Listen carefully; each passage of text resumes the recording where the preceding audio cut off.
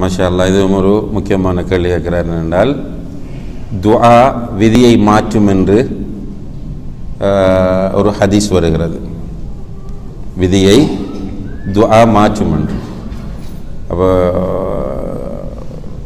தாயின் வயிற்றில் இருக்கும்போதே நமக்குரியதெல்லாம் எழுதப்பட்டிருந்தால் எப்படி துஆ செய்தால் மாற்றம் ஏற்படும். முதல் விஷயம் ஈமானோடு சம்பந்தமாக ரசூல் ஸல்லல்லாஹு அலைஹி வஸல்லம் அவர்கள் சொல்லக்கூடிய ஹதீஸ்களை எல்லாம் நாம் முரண்பாடு இல்லாமல் அப்படியே ஈமான் கொள்ள வேண்டும். சஹாபாக்கள் அப்படித்தான் ஈமான் கொண்டாங்க. இந்த ஹதீஸை ரசூல் ஸல்லல்லாஹு அலைஹி வஸல்லம் அவர்கள் சஹாபாக்களிடம் சொன்ன நேரத்தில் சஹாபாக்கள் யாருமே கேள்வி கேட்கல. நல்லா புரிஞ்சு கொள்ளுங்க.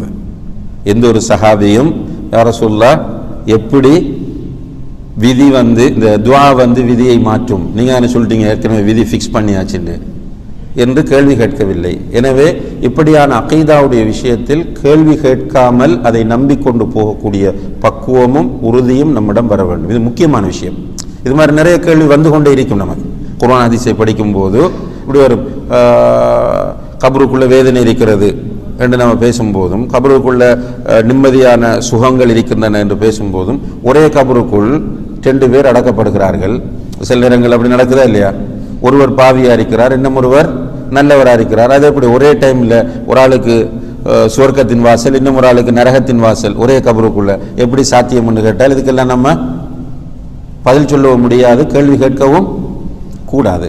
சில நேரங்களில் யாராவது மாற்று மதத்தவர்கள் இதை படிச்சுட்டு நம்மகிட்ட கேள்வி கேட்டால் முதலில் எங்களுடைய அகீதா அமைப்பு எப்படி என்றால் சஹாபாக்கள் குர்ஆன் சுன்னாவை எப்படி புரிந்து கொண்டார்களோ அப்படித்தான் நாங்கள் புரிவோம். இதான் எங்களோட ஈமான் என்பதை சொல்லிட்டு நீங்கள் கேள்வி கேட்கறதுக்காக நான் ஒரு பதில் சொல்றேன் என்று இதை சொல்லலாம். அறிஞர்கள் குறிப்பிடுறாங்க என்றால் இவருடைய விதியில இப்படி எழுதப்பட்டிருக்கிறது, அதே நேரத்தில் இவர் துஆ செய்வார், அந்த துஆவின் மூலம் இப்படி மாற்றப்படும் என்பதும் விதியில் எழுதப்பட்டிருக்கிறது.